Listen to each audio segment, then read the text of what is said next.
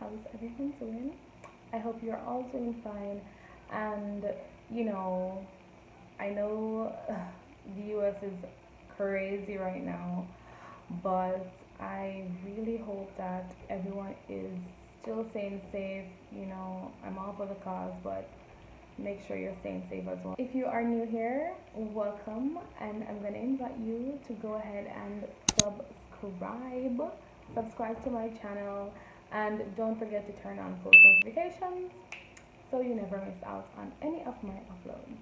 Now, today, as usual, I'm always trying to diversify my channel and just basically bring you guys things that I am genuinely interested in.